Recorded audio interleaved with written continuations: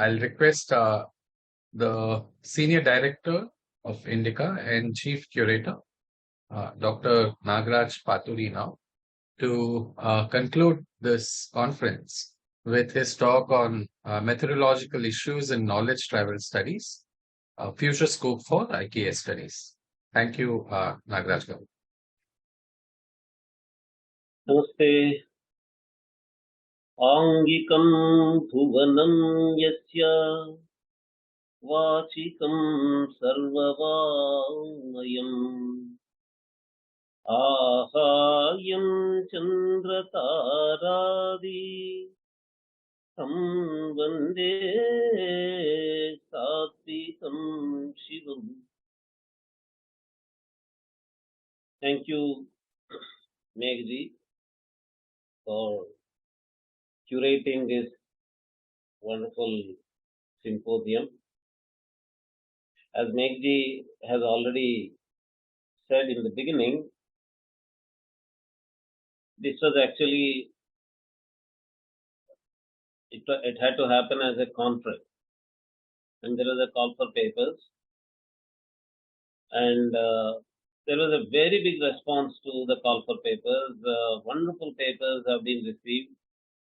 But the title of the conference, Contribution of Indian Knowledge Systems to the World, was misunderstood a little. Most of the paper presenters, the abstract senders, thought that this is a conference of how actually any IKS for them is a contribution to the world. So world can take it if it wants to use, and it is useful to the world. In that sense, they took, and they sent we received around 46 abstracts, and 40 of them were like this. And finally, where the travel aspect that we wanted to focus was there only in, I think, 5 of the papers, and then we had a pre-symposium meeting with the paper presenters. Some of them dropped out for logistical reasons, and the only abstract sender that we see today in this symposium is Dr. Bindil. She is from that conference abstract sender. And the symposium format we have been using with invited speakers. So we converted the conference into a symposium, and we have invited stellar figures, a galaxy of stellar figures like none other than Professor Subhash Kak and Dr. C.K. Raju and Dr. Raj Vedam, and the great design figure of India, Dr. Singanapalli Balaram Garu and his wife, Dr. Padmini Balaram, and all these stellar figures of Indian knowledge systems we could gather. I think we can claim some new novelties in this symposium. One of them is the participation of Dr. Singanapalli Balaram, Professor Singanapalli Balaram himself, because IKS discussions throughout so far have not covered the area of design at all. And I have been interacting with Professor Balaram from nearly more than 10 years, and I have been learning from him for so long. And today it was a greater learning. He showed the impact of India's knowledge systems, Indian ideas on the design practice. Actually, some of them are not design idea to design idea. It was IKS ideas, thought ideas themselves to the design, and some of them were pedagogical aspects, educational aspects on design education, how they impacted. All those wonderful aspects have come out from the great figure of design. That's one novelty probably. We have both the textile design aspect also. I was involved during the PhD work, dissertation preparation by Dr. Padmini Balaram Garu. Her topic was actually motif travel, lotus and swastika, these two motifs of textile design, how they travel through the Silk Route to the different parts of the world. But today she expanded the scope beyond those two motif travels to the entire textiles and textile design ideas and all that. And we have Professor Subhash Kak. Actually, there were some conference abstracts on this idea of travel of science ideas from India to the world. But with Professor Subhash Kak himself being present, we actually are not in need of any other presentation to cover that area. And Dr. C.K. Raju's presentation, as you have seen, was so passionate and so powerful and full of those very aggressively powerful expressions of actually the very title has the word stole in it to indicate that aggression in his tone. And we have Raj Vedam, who is a chronology specialist, history specialist. He has used many words and concepts which laid foundation for what I am going to speak now with regard to methodological issues. I'll show how he gave some introduction to what I am going to say. And Dr. Bindu Vyasa's presentation, actually, this is one area which anyone guesses when we think of IKS travel from India to the world. India has always been seen in general as a place of inward practices, inner world practices, spiritual practices. So if anything has traveled from India, it has to be this. And there is a whole book called American Veda by Philip Goldberg. He talks about how Indian spiritual traditions have traveled to the Americas, particularly North America. And this special focus on transcendental meditation that Dr. Bindu Vyas has done is really useful. I'm able to see in the chat box that people are now able to learn the connections between Deepak Chopra, Sri Ravi Shankar, and actually I am surprised that these are already known. People know from their bios themselves that they were connected to transcendental meditation and Yogi. But in the chat box, people said that they are coming to know about these things now through this talk. Okay, and thank you, Megji, for reminding Professor Porada Subramanian Garu's presentation. His talk is an erudite scholar, wonderful scholar of Shastras, and he gave an introduction to Indian linguistic theories in a very great detail. And I was able to see that in the chat box, there was a lot of enthusiasm expressed from the audience to know more about those theories and all that. This is another area where India can confidently and substantiatedly claim the influence of IKS, Indian knowledge systems, on the Western field called linguistics. And this is a well-known fact also that actually the entire field of what they call general linguistics today emerged from what started as philology, and from philology it went into historical linguistics and comparative linguistics, and then general linguistics emerged from it as a descriptive linguistic practice. So from the time, actually, how philology was emerging itself was through the connection of Europeans with India, particularly their introduction to Sanskrit. So the methodology of description that were used by the early philologists of comparative linguistics and historical linguistics, if it was influenced by Indian grammatical methods, there is no surprise, because the philologists themselves, the Franz Boas or Franz Bopp or Grimm's brothers, or all those early philologists, they were all actually inspired by their introduction to Sanskrit itself.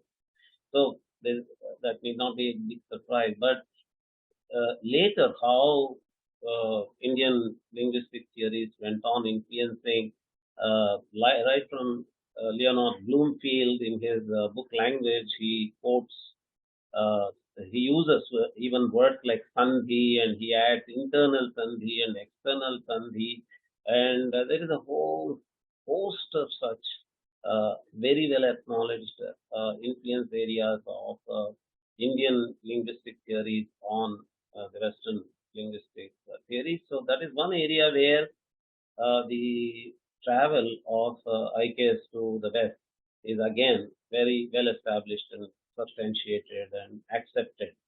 Uh, some of them are actually, Bindu Vyasji was also using the word digestion, appropriation, and these are, digestion is a word by Raju Mahaprati. And such things also happen even in contemporary linguistic theory. Certain digested theories actually do not acknowledge their sources in Indian linguistic theory. We have to all the way go through the notes of, say, for example, Ferdinand de Saussure, what he taught. Actually, Ferdinand de Saussure was teaching linguistics in France, was also teaching Sanskrit. And we have his notes on hand, and from the evidences of his knowledge of Sanskrit and his notes only, we can establish that Ferdinand de Saussure was influenced in his book Language, Long and Parole, and all those ideas were influences from Bhartrihari and other things got established later with those evidence. But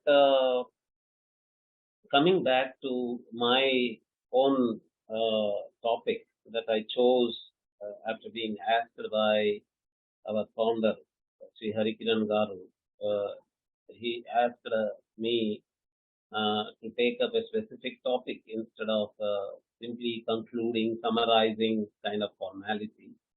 So then I chose this topic of methodological issues. For the benefit of those who need this, I have to use certain words. There is a discipline called history of ideas. Nowadays, it is also being called as intellectual history. And Lovejoy, Arthur Lovejoy, is a scholar who is credited with creating the word history of ideas. And nowadays it is more fashionable to use the word intellectual history rather than history of ideas. And in the West, it is interesting to see that the discipline names inside the university system emerge in a very, very interesting way. They create names like cultural history, history of religions, and history of ideas, and all this. And then you have a scope to talk about these things in a very professional, disciplined, and disciplinary way inside the university system. But my proposal today in this symposium is to come up with a new area called knowledge transfer studies, or knowledge travel studies, or knowledge transmission studies. We have to choose one among these words: travel, transfer, transmission. They have their own connotations. Transmission is done intentionally, but travel might happen without a volition on the part of the person taking the idea from one place to the other. And so basing on what we are trying to say, we can choose the most general of the words is travel. So we can say knowledge travel and knowledge travel studies, which is not history of ideas. Actually, history of ideas is a chronological study of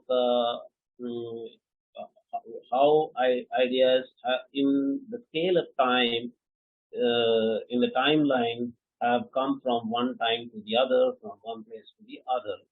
from one person to the other. But knowledge travel is a very specifically, it covers the traveler's idea from one place to the other. And in my opinion, there is another proposal I would like to make through this symposium, that we have to also start a discipline called comparative knowledge study. There are many disciplines already with the qualifier comparative. You have philology itself as a comparative discipline, and from that emerged comparative mythology. There was a discipline called comparative mythology. Nowadays, it is still in India, it is fashionable in Bombay University and some universities in Maharashtra, like in Pune, Deccan College, and other places. And people are again taking interest in these courses like comparative mythology. And there is another course, another discipline called comparative literature. And there are many such comparative disciplines. But what we are doing today in this symposium belongs to what I would like to call comparative knowledge study. And when you do comparative knowledge study, there are already established tools of methodology that are already established in a discipline called cultural anthropology. Inside cultural anthropology, what they do is they do comparative cultural study. Actually, anthropology is all about comparative cultural studies only. It is a comparative discipline. Basically, social or cultural anthropology is like linguistics. Actually, linguistics also starts from comparative language studies. And then there are universalizations and generalizations about the phenomenon of language itself. So in comparative cultural anthropology and social anthropology also, there are universalizations of human being. That is why it is anthropos and anthropology. So universalizing descriptions or conclusions about human culture or human society happen from the comparative study of cultures and comparative study of society. So because they are already doing that, they have already faced this issue of travel, of culture from place to place. And in that discipline, there are words like monogenesis and polygenesis. Monogenesis is the idea where the believer in that model believes that all ideas, all cultural features have origin in only one place. From there, they have all spread to different places. Theories like Sanskrit is the origin of all languages, or Hebrew is the origin of all languages, or classical Arabic is the origin of all languages, or whatever, such theories, they are theories of monogenesis. And there are many such for culture also. There are theories which propose that everything in the world has come from one single place and spread to the other parts of the world. In India, there are some naive believers who believe that, all knowledge in the world has come from the Vedas. All sciences have come from the Vedas, or all knowledge in the world has come from the Vedas. And all that. So, and that such theories have been mocked at also. This is an example of a monogenesis theory. But the counter to this, the other side of this is called polygenesis theories, where people believe that there can be, for example, multiple language family theories in linguistics. They belong to this category of polygenesis. You have multiple language families, each of them having a proto-language, and from that, multiple languages of the world can be traced historically through a certain method of reconstruction of the proto-language. So that actually, that kind of model, that model belongs to the theories of polygenesis. So for knowledge also, we have to actually compare these theories of monogenesis theories and polygenesis theories. Another tool that it is used in cultural anthropology is that of diffusion and unity of mind. Diffusion is the theory that the culture or cultural element travel from one part of the world to the other. For example, folk tales, fairy tales, proverbs, riddles. Uh, when through comparative study they find that there is a folk tale which is exactly similar to the other. There is actually a whole book called Tale Type Index, and they have classified tail types. And for each tail type, you have examples from all over the world. The same tail type is found. So, which is emerging actually, this the tail type index itself is emerging from a comparative study. And from tail type index emerged another book called motif index from the tail. And here, the researchers do not tell you that if a tail is found, tail type is found across the world in different parts of the world, it does not actually mean that they have traveled. It only means that similarities have been found in the tails of different parts of the world, and motifs also, how motifs can be found in different parts of the world. But there is a model within cultural anthropology and social anthropology called historical geographical method, which actually believes in diffusion. That folk tales or fairy tales or legends or myths or proverbs or riddles, all such cultural elements, uh, each of them probably travel from one part of the world to the other, and they gather evidences for this, and they talk in terms of diffusion of ideas. So, in knowledge studies also, people can go to first comparative knowledge studies. That is what actually I was saying that Dr. Raj Vedam was also doing today. At a certain point, he said, probably, I do not know whether this is just a coincidence or actually a travel. So this is the point. So we get this feeling of whether this is actually just a coincidence or an actual travel from one part of the world to the other. For example, I will bring to you many other such questions where suspects of travel can be pointed out. For example, articulatory phonetics is there.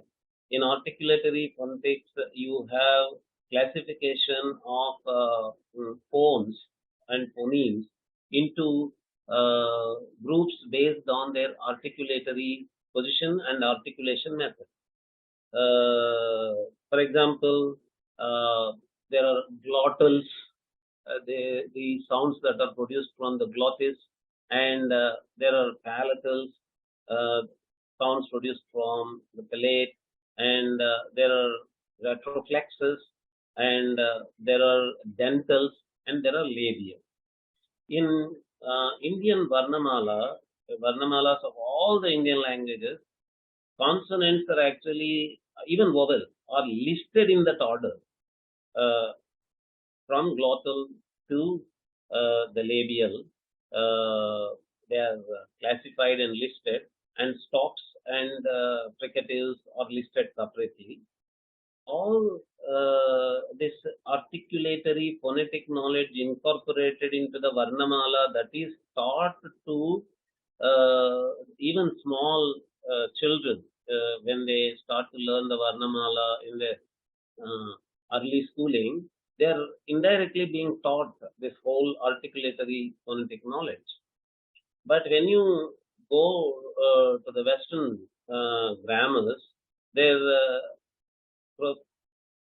formal grammars do not have any of these things. Did you anytime see in any grammar a chapter on phonology or classification of phones into phonetics?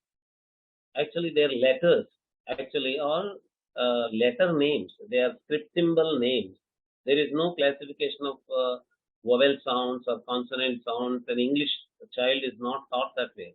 But there is a claim that this classification of sounds into glottals, etc., glottals, palatals, etc., is not an influence of the Indian articulatory phonetic knowledge in the West. It is independent in the West. But how can there be such a coincidence? Such a very strong coincidence is the question. So people have to first of all identify those comparative aspects, identify those coincidences, and then try to work on evidences for travel if at all there is.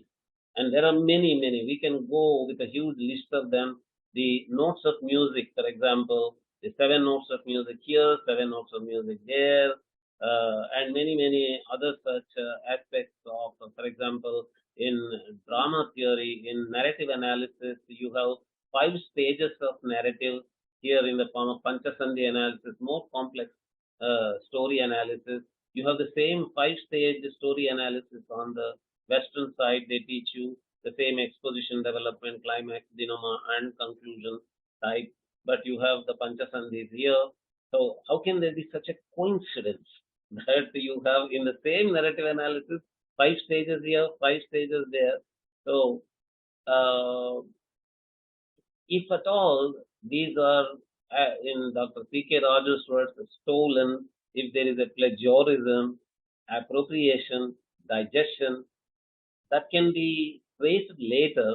But if we establish a comparative knowledge studies first of all and identify the suspects of a travel from one part of the world to the other, then the other historical, chronological, and other evidence collection procedures can be uh, adopted, and a professional knowledge travel establishment can be done at a later stage.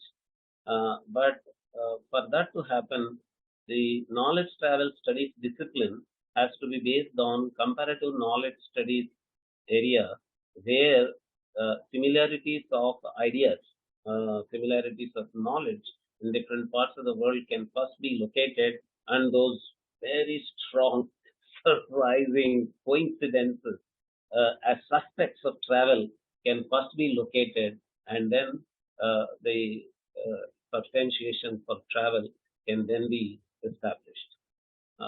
Unless such a professional procedure is established, these things can remain only in the social media, Twitter, Facebook, Instagram, Telegram, WhatsApp, and people can keep saying that, oh, probably this went from here to there, or that came from there to here, and so on.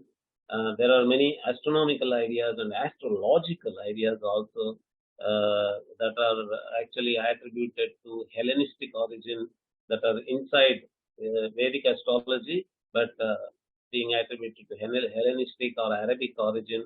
All such can be established in a more professional way when we take up these in the form of disciplines like comparative knowledge studies, and based on that, a knowledge travel studies area where we go with tools already available in disciplines like cultural anthropology, and talk about whether it is a diffusion or unity of mind. They talk in cultural anthropology, they use the word unity of mind, which is actually talking about coincidence and all that.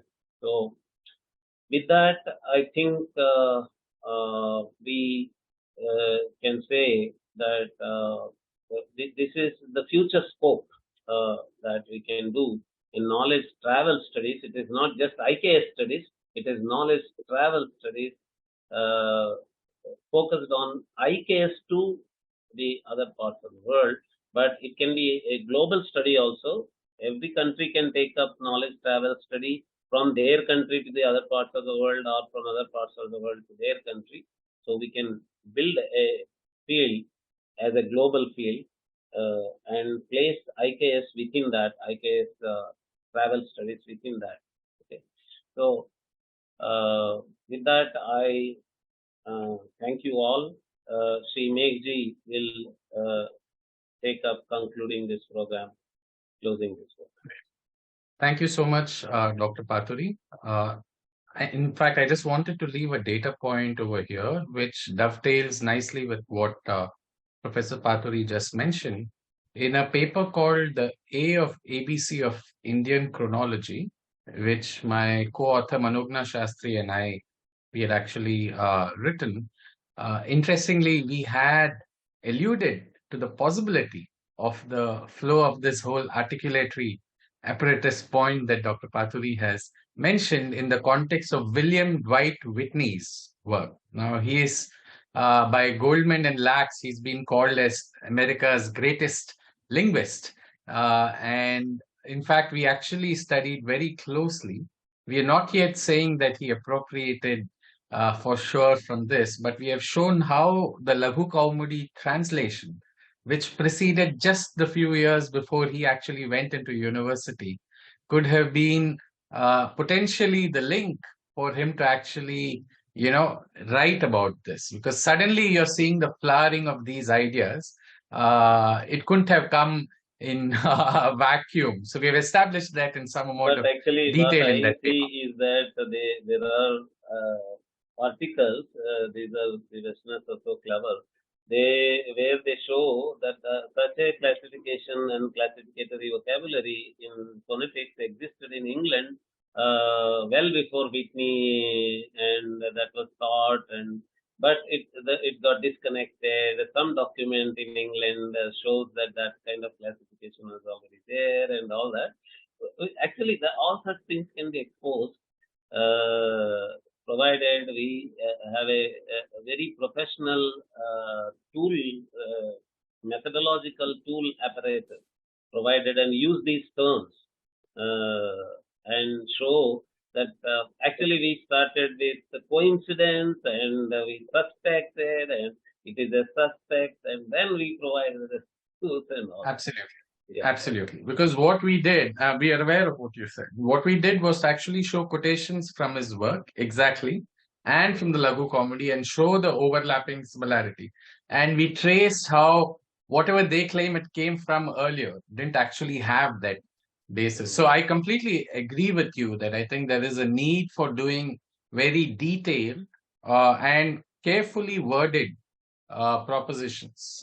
Should not rush to claiming that for sure it has been taken, but at the same time, like you said, create the conversation around this by saying that these could be potential areas. So, with that, I'd like to thank everyone who patiently was with us from at whatever point they joined during this conference. It started at 7:45 in the morning, and it's 1:45 now. I'm sure people would be hungry as well, as we are well past lunchtime for most people. I would like to thank my colleagues Srinivas Garu and Koti Garu, without whom this conference couldn't have happened. Like always, they manage things from the back end to make sure that these conferences can proceed. And our founder, Harikiran Vadlamani Garu, whose original idea and title, it was from where we actually went ahead with this particular conference. Namaste to everybody, and thank you very much for joining us.